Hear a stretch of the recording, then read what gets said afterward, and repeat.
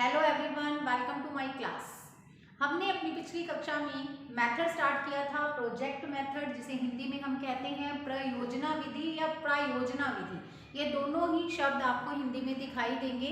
प्रयोजना भी लिखा होगा कई जगह पर, कई किताबों के अंदर इसे लिखा है प्रायोजना, दोनों एक ही हैं। ठीक है, तो प्रोजेक्ट मेथड के कॉन्सेप्ट को हम अपनी पिछली कक्षाओं में जान चुके हैं।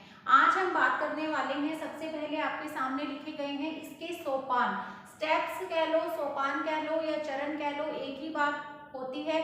ये प्रोजेक्ट मेथड बहुत ही इम्पोर्टेंट मेथड है। ये मेथड आप देखिए, आपकी टीचिंग की अगर मैं बात करती हूँ, सब्जेक्ट टीचिंग की, तो हिंदी टीचिंग में भी इसका नाम आता है। फिर देखिए, अगर आप एसएसटी का कोई भी सब्जेक्ट लेते हैं या एसएसटी के अंतर्गत इसको रखा जाता है, आर्ट्स में जो एसएसटी बच्चे लेते हैं रीट में, तो वहाँ पे रीट में आपको जो शिक्षण विधियां पढ़नी है, मेथड्स पढ़ने हैं एसएसटी के, तो उनमें ये मुख्य मेथड है। ठीक है, एक मेन मेथड है, मुख्य विधि है, जिसको आपने ध्यान से पढ़ना है। दूसरी बात, जैसा कि मैं हमेशा ही आपको बताती हूँ कि अगर आप हिंदी शिक्षण में उसकी विधियों की बात करें तब भी आपने इसको पढ़ना है, आपने इसको एसएसटी की शिक्षण विधियों में पढ़ना है, आपने इसको सिविक्स की शिक्षण विधियों में पढ़ना है, आपने इसको साइंस की शिक्षण विधियों में पढ़ना है। तो आप देखो ये कितना इम्पोर्टेंट मेथड है, सभी टीचिंग्स में आता है ये। अगर आप साइंस मैथ्स के भी हैं ना, अगर रीट के अंतर्गत आप साइंस मैथ पढ़ने वाले स्टूडेंट हैं, आपको साइंस और मैथ पढ़नी है, तो साइंस की जब आपको टीचिंग मेथड्स पढ़ने हैं, मैथ्स के टीचिंग मेथड पढ़ने हैं, तो उसमें भी ये प्रोजेक्ट मेथड होता है। यानी कोई भी सब्जेक्ट की बात करूं, सभी में इसकी बात होगी। दूसरी बात, अगर आप बीएड सेकेंड ईयर के स्टूडेंट हैं तो वहाँ पे भी आपको इसको पढ़ना है। तो चाहे रीट की तैयारी करें या आप पर्टिकुलर किसी सेकेंड ग्रेड की तैयारी कर रहे हैं, तब भी आपको ये मेथड पढ़ना है। और अगर आप बीएड सेकेंड ईयर के स्टूडेंट हैं तब भी आपको ये मेथड पढ़ना है। तो ये मेथड बहुत ही इम्पॉर्टेंट है। ठीक है, तो इसके कॉन्सेप्ट से रिलेटेड जो भी मैटर था वो हम अपनी पिछली कक्षा में, पिछली वीडियो के रूप में आपके पास वो अवेलेबल है। अगर किसी ने वो वीडियो नहीं देखी है तो आप उसको देख लें, क्योंकि वहीं से आपको इसका कॉन्सेप्ट समझ में आएगा। मैंने डेफिनेशंस भी कराई हैं वहाँ पे, तो वो डेफिनेशंस जो आपको मैंने कराई हैं वो सारी ही इम्पॉर्टेंट है। एग्जाम लेवल से की दृष्टि से अगर हम देखते हैं तो वो सारी ही इम्पॉर्टेंट है। 4-5 वहाँ पे मैंने डेफिनेशंस बताई हैं, क्योंकि डेफिनेशन देकर के पूछा जाता है कि ये किसने दी है, ये परिभाषा, ये डेफिनेशन किसकी है, तो वो डेफिनेशंस आपकी हेल्प कर सकती हैं। अब आज की कक्षा में मैं आपसे बात करने वाली हूँ स्टेप्स के बारे में। ठीक है, कि प्रोजेक्ट मेथड के स्टेप्स कौन कौन से होते हैं, चरण कौन से हैं, सोपान कौन से हैं। तो कुल आपके सामने यहाँ पे आपको बॉक्सेस में लिखे हुए स्टेप्स दिखाई दे रहे हैं। 6 स्टेप हैं ये टोटल। पहले एक बार इनको पढ़ते हैं और उसके बाद एक एक करके जानेंगे कि इनमें होता क्या है। तो सबसे पहले है परिस्थिति का निर्माण, फिर योजना का चुनाव, फिर योजना का कार्यक्रम, फिर योजना का क्रियान्वयन, और फिर योजना का मूल्यांकन, और उसके बाद योजना का लेखा जोखा। एरो लगा रखे हैं मैंने। ठीक है, इधर से इधर, इधर से इधर, इधर से इधर, फिर इधर और फिर इधर। ठीक है, लेखा जोखा रिपोर्ट हमें पता ही है सबसे लास्ट में तैयार होती है। अब एक एक करके इसको पढ़ते हैं। तो देखिए स्टूडेंट्स, यहाँ पे परिस्थिति का निर्माण, परिस्थिति का निर्माण मतलब हमें क्या करना है, हमें सिचुएशन बनानी है। प्रोजेक्ट मेथड को हम अप्लाई कर रहे हैं अपनी कक्षा के बच्चों को, इससे सिखाना चाहते हैं, अधिगम करवाना चाहते हैं, इस मेथड से उनको पढ़ाना चाहते हैं। तो सबसे पहले हमारे पास क्या होना चाहिए, कोई समस्या होनी चाहिए, प्रोजेक्ट के लिए कोई टॉपिक होना चाहिए। तो इसके लिए क्या करेंगे, हम सबसे पहले परिस्थिति का निर्माण करेंगे। अब कैसी परिस्थिति का निर्माण, यहाँ पे शिक्षक तैयार करेगा अपने बच्चों को, अवगत कराएगा कि हम ऐसा कुछ करने वाले हैं, हम ऐसे किसी प्रोजेक्ट पे काम करने वाले हैं। ये होता है परिस्थिति का निर्माण इस स्टेप के अंदर। ठीक है, परिस्थिति बनानी है, बच्चे को बताना है कि हम किसी प्रोजेक्ट पे काम करने वाले हैं। अब मैंने आपको ये बताया था कि इस समस्या जो होती है या प्रोजेक्ट जो होता है, उसका टॉपिक है, वो बच्चे खुद चूज करते हैं। ये मैं आपको लास्ट क्लास में बता चुकी हूँ। तो आपने क्या करना है, बच्चे को मोटिवेट करना है कि वो क्या करें, वो कोई प्रोजेक्ट का टॉपिक या फिर कोई समस्या चूज करें। वो ज्यादा से ज्यादा उनके माइंड में ये आए कि ऐसा भी कर सकते हैं, इस टॉपिक पे भी प्रोजेक्ट तैयार हो सकता है, या फिर इस समस्या का हम इस मेथड के अंदर यूज कर सकते हैं। तो वो ज्यादा से ज्यादा उसको मोटिवेट करना है कि उसका दिमाग चले, उसके दिमाग में समस्याएं आए,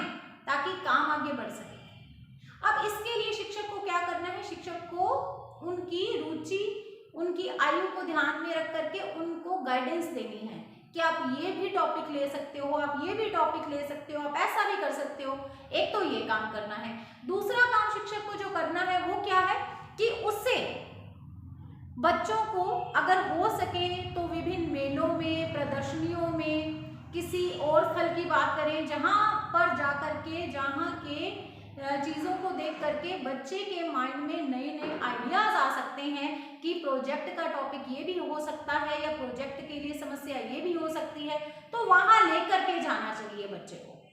ठीक है, तो परिस्थिति का निर्माण इस स्टेप के अंदर, जो इसका पहला स्टेप है, इसके अंतर्गत एक शिक्षक को क्या करना है, सिचुएशन तैयार करनी है। और इसके अंतर्गत सबसे पहले तो उसे बच्चे को अवगत कराना है कि हम ऐसा कुछ करने वाले हैं, जिसके लिए हमें एक टॉपिक चाहिए या हमें एक समस्या चाहिए। इस मेथड से कम उसे रूबरू तो कराइए, कंडीशन तो बने, क्लास में सिचुएशन तो बने, ताकि बच्चे उसके लिए तैयार हो जाएं। तो बच्चों को तैयार करना समझ लो यहाँ पे।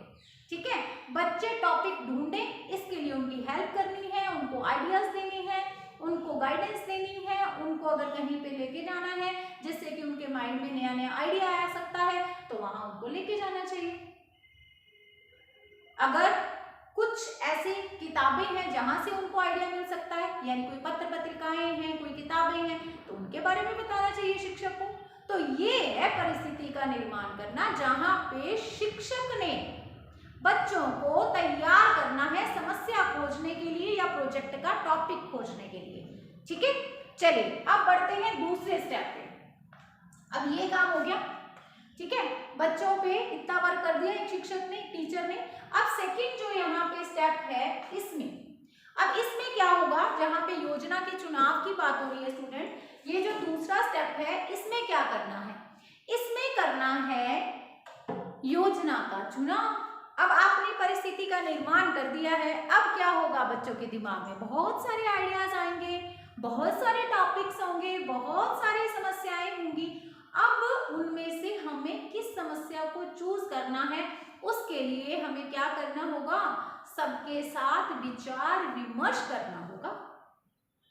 जो भी समस्या चुनी जाए, जो भी प्रोजेक्ट का टॉपिक चुना जाए, जिसपे हम प्रोजेक्ट तैयार करेंगे, इस मेथड को अप्लाई करेंगे, वो सबकी रुचि के अनुसार और सबकी योग्यता क्षमता को ध्यान में रखकर चुना जाना चाहिए।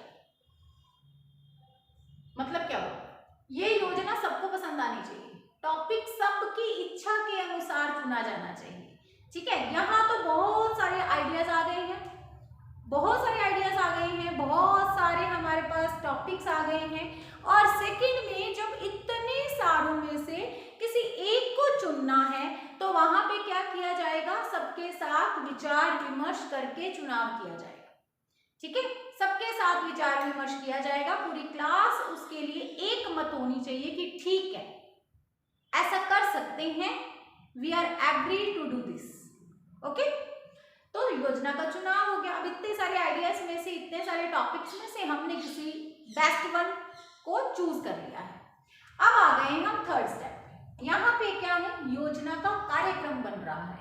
अब हमारे पास टॉपिक है, अब हम बना रहे हैं कार्यक्रम कि इस पे हम काम कैसे करेंगे। ठीक है, इस पे हम काम कैसे करेंगे। अभी काम स्टार्ट नहीं हुआ है, ध्यान रखो। ठीक है, काम स्टार्ट नहीं हुआ है, अभी हम बच्चों को तैयार कर रहे हैं। ठीक है, यहाँ पे हम बच्चों को तैयार कर रहे हैं, यानी एक कार्यक्रम, प्रोग्राम कहते हैं ना कि कल अगर प्रोग्राम है तो आज हम क्या करते हैं, उसकी प्लानिंग करते हैं कि ऐसे ऐसे ऐसे ऐसे पूरे प्रोग्राम को हम ऐसे संचालित करेंगे। तो यहाँ पे वही काम हो रहा है, कार्यक्रम बन रहा है, प्रोग्राम तैयार हो रहा है, प्लानिंग हो रही है अभी तो यहाँ पे अच्छे से प्लान किया जाएगा ताकि कोई भी कमी ना रह जाए। पूरे सोच समझ करके काम, प्रत्येक को काम सौंपा जाएगा। अब प्लानिंग करते हैं तो क्या होता है, सबकी ड्यूटीज लगा देते हैं, ड्यूटीज लगाते हैं ना हम लोग। तो यहाँ पे भी इस स्टेप में ड्यूटीज लगाएंगे हम। बच्चों को अगर ग्रुप्स में बांटना है तो ग्रुप्स में बांट देंगे, बच्चों को काम सौंपना है तो काम सौंप देंगे। कोई रिपोर्ट तैयार करेगा, कोई बच्चा वहाँ पे कुछ और अरेंजमेंट्स करेगा। तो इस तरह से जिसको जो काम देना है, जो जिस काम के काबिल है, जिसमें जिस काम को करने की सामर्थ्य है, वो काम उसको हम सौंप देंगे। ठीक है। तो यहाँ पे जो कार्य है वो भी बांटा जाता है, बच्चों को बताया जाता है कि किस बच्चे ने कौन सा काम करना है। अब यहां से पहुंचो यहाँ पे योजना का क्रियान्वयन। अब यहाँ पे क्या हो रहा है, जो प्लान बनाया है, यहाँ पे जो प्लान बना है प्रोग्राम का, उसको यहाँ पे क्रियान्वित किया जा रहा है। अब सेम एज इट इज, यानी ये समझ लीजिए प्रोग्राम की जो प्लानिंग की थी, प्रोग्राम स्टार्ट हो गया, ठीक है। योजना का क्रियान्वयन। अब क्रिया प्रतिक्रिया, मैंने आपको लास्ट क्लास में 3 चीजें बताई थी। सबसे पहले समस्या होती है, समस्या के बाद क्रिया प्रतिक्रिया होती है और फिर समाधान निकलता है, ठीक है। तो यहाँ पे क्रिया प्रतिक्रिया हो रही है, यहाँ पे क्रिया प्रतिक्रिया का मतलब योजना क्रियान्वित हो रही है, यहाँ पे प्रोग्राम चल रहा है, कार्यक्रम चल रहा है। उसके बाद यहाँ पे है योजना का मूल्यांकन। योजना का मूल्यांकन, जो हमने प्लान बनाया था यहाँ पे, फिर यहाँ पे उसको क्रियान्वित किया, तो यहाँ क्या देख रहे हैं, यहाँ पे देख रहे हैं कि क्या जो यहाँ प्लान किया वो यहाँ पे एज इट इज हो पाया कि नहीं हो पाया। और जो हम चाहते थे कि इससे हमारे स्टूडेंट्स सीख जाएं कुछ, तो क्या बच्चे सीख पाए हैं या नहीं पाए हैं, यहाँ पे करेंगे मूल्यांकन। अच्छा, मूल्यांकन कौन करेगा? अब आप कोई कहोगे कि मूल्यांकन का काम तो एक टीचर का होता है, तो शिक्षक ही करेगा मूल्यांकन। हाँ, आप सही कह रहे हैं, शिक्षक मूल्यांकन करेगा।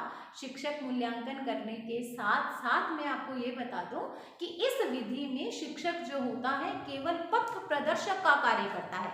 वैसे तो मैं पहले बता चुकी हूँ आपको, शिक्षक का काम केवल पथ प्रदर्शक बनने का ही रहता है। सारा का सारा काम बच्चे ही करते हैं, विद्यार्थी ही करते हैं, अपने आप से करके सीखते हैं। तभी तो एक सिद्धांत पढ़ाया था मैंने पिछली कक्षा में आपको। क्या पढ़ाया था? स्वतंत्रता का सिद्धांत, यानी बच्चे स्वतंत्र होते हैं। क्रियाशीलता का सिद्धांत, बच्चे इसमें क्रियाशील रहते हैं। और इसके साथ ही एक और सिद्धांत था आपका रोचकता का सिद्धांत। रोचकता का सिद्धांत मतलब जब बच्चों पे कोई दबाव नहीं है, बच्चे स्वतंत्रता पूर्वक काम कर रहे हैं, बच्चे पूरी तरह से एक्टिव हैं, तो इंटरेस्ट भी आएगा।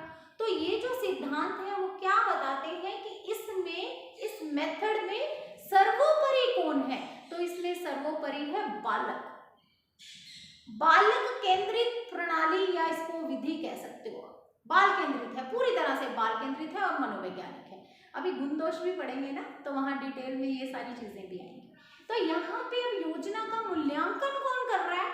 तो शिक्षक तो है पथ प्रदर्शक, उसका काम तो गाइड करना है, तो वो साथ साथ में क्या कर रहा है? मूल्यांकन भी कर रहा है। ठीक है, उसका काम है मूल्यांकन करना, लेकिन यहाँ पे बच्चे खुद का मूल्यांकन करेंगे कि जो प्लान उन्होंने बनाया था वो कितना सक्सेसफुल हुआ है, उस पे बात होगी।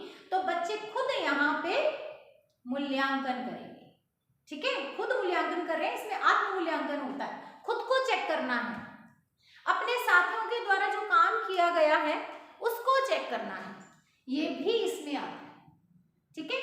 अब देखिए, अब हम यहाँ पे जब बच्चे अपना मूल्यांकन कर लेंगे तो जो लास्ट स्टेप है यहाँ पे पहुंच जाएंगे। तो इसमें क्या है? योजना का लेखा जोखा। लेखा जोखा मतलब रिपोर्ट।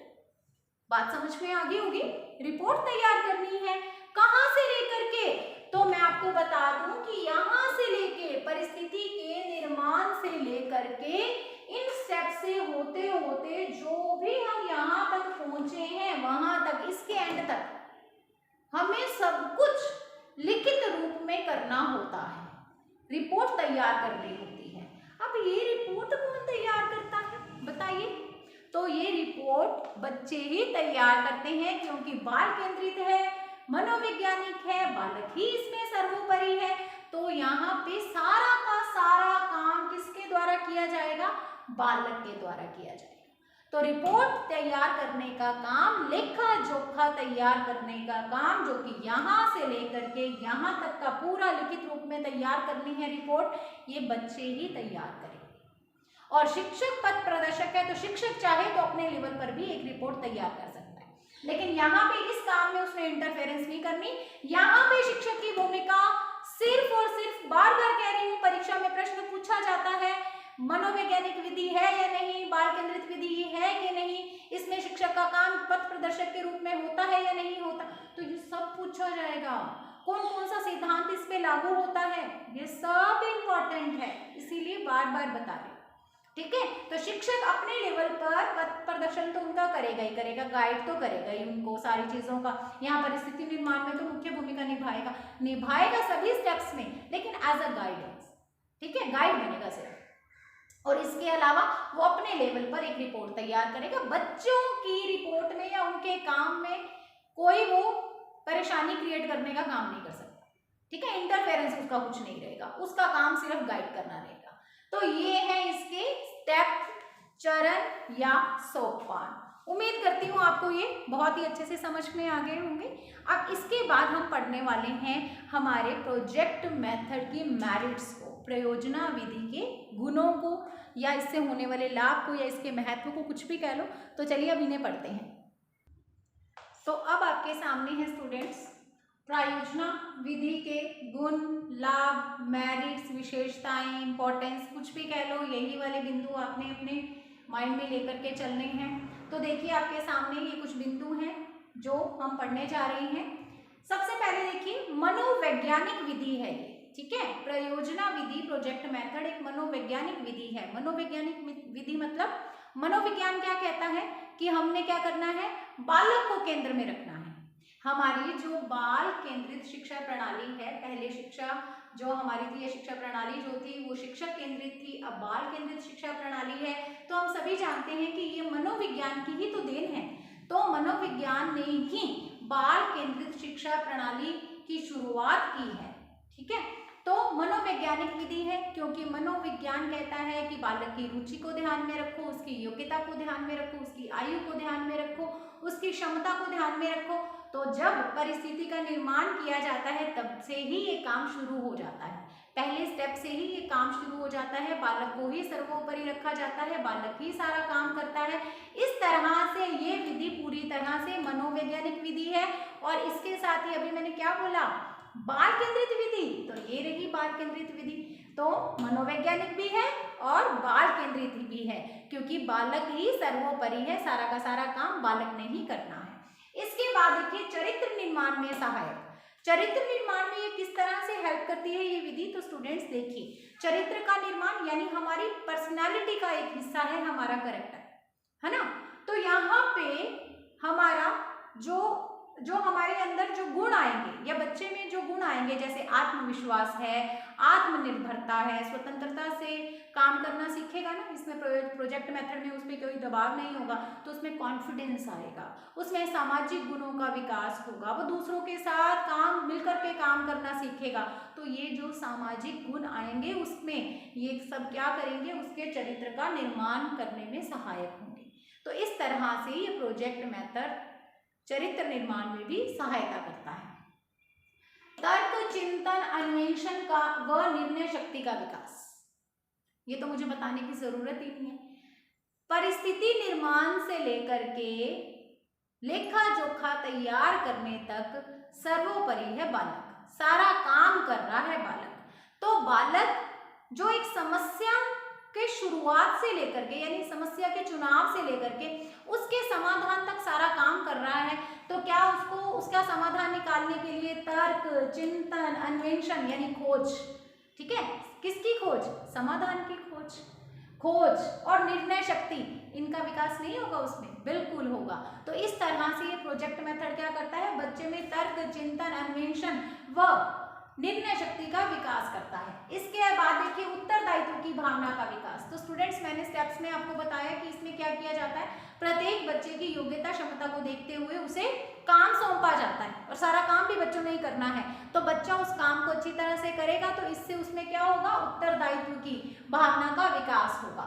इसके बाद देखिए रोचक पद्धति, ये तो मैंने सिद्धांत में ही आपको पढ़ा दिया, रोचकता का सिद्धांत। तो वहां पे क्या था कि जब बच्चा क्रियाशील रहेगा, फुल टाइम सारा का सारा काम खुद कर रहा है और इसके साथ ही स्वतंत्रता पूर्वक कर रहा है, उस पर कोई दबाव नहीं है, कोई अनुशासन नहीं उस पर जबरदस्ती का स्थापित किया जा रहा या उसको दबाया नहीं जा रहा है कि ऐसे नहीं ऐसे करो, ऐसे नहीं ऐसे करो, नहीं, उसको ये कहा जा रहा है कि ऐसे आप कर सकते हो, क्योंकि शिक्षक का काम क्या है, ओनली गाइड करना, ना कि बच्चे पर अनुशासन स्थापित करना। तो यहाँ पे ये पद्धति बहुत ही रोचक पद्धति होती है, बच्चे इसमें फुल इंटरेस्ट लेते हैं। फिर देखिए व्यवहारिक ज्ञान का विकास, करके सीखना पर आधारित है ये पद्धति, सैद्धांतिकता की बात नहीं करती, व्यवहारिकता की बात करती है। तो जो भी काम होगा बच्चे उसको करके सीखेंगे, ना कि किताब में पढ़ के कि ऐसा किया जाता है। ठीक है, ऐसा नहीं है कि किताब में वो टॉपिक पढ़ लेंगे कि ऐसा किया जाता है, बल्कि क्या कर रहे हैं, खुद करके देख रहे हैं। तो ये पद्धति करके सीखना पर आधारित है, इसलिए ये पद्धति क्या करती है, ये विधि क्या करती है, ये मेथड क्या करता है, व्यवहारिक ज्ञान का विकास करता है, ना कि सैद्धांतिक ज्ञान का विकास करता है। ठीक है, इसके बाद देखिए व्यक्तिगत विभिन्नताओं की महत्ता या व्यक्तिगत विभिन्नताओं को महत्व देने की बात हो रही है।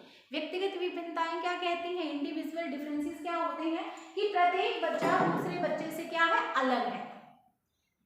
प्रत्येक बच्चा दूसरे बच्चे से अलग है। किस आधार पर अलग है, देखिए आयु के आधार पर तो अलग है ही सही, ये हो सकता है ईयर सेम हो, पर डे सेम नहीं होगा, घंटे सेम नहीं होंगे आयु के, है ना। तो इस तरह से डिफरेंस तो है ही आयु के आधार पर। उसके साथ साथ बुद्धि के आधार पर भी सभी बच्चे अलग अलग होते हैं, हम सभी जानते हैं, सबकी बुद्धि अपनी अपनी होती है, सबकी पर्सनैलिटी अलग अलग होती है। इवन यहाँ तक कि जो मैंने आयु में फर्क की बात की, तो जुड़वा बच्चे जो होते हैं वो भले ही सेम टाइम पे पैदा हुए हैं, आयु में सेम है, तो भी उनमें बहुत डिफरेंस आपको दिखाई देगा और दोनों की पर्सनैलिटी अलग अलग होगी, दोनों का चरित्र अलग अलग होगा। आप सभी को ही पता है दोनों की बुद्धि अलग अलग होगी। तो इस तरह से प्रत्येक बच्चा दूसरे बच्चे से अलग होता है। कोई भी इस दुनिया में दो जने एक जैसे नहीं हैं, फुली एक जैसे नहीं हैं, कुछ कुछ चीजें मिलती होती हैं सब में।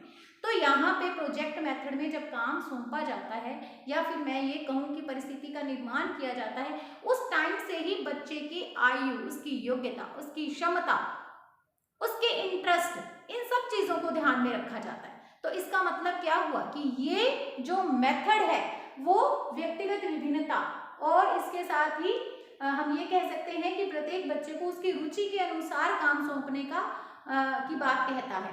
उत्तरदायित्व की जहाँ पे यहाँ पे सौंपने की बात हुई है ना, कि काम सौंपने की बात हुई है, तो जो भी काम दिया जाएगा ना वो भी बच्चे की विशेषताओं को ध्यान में रख करके, उसमें जो गुण है उनको ध्यान रख करके, जो उसकी कैपेसिटी है, जो उसकी क्षमता है, जो उसकी योग्यता है, जो उसका इंटरेस्ट है, उसको ध्यान में रख के दिया जाएगा।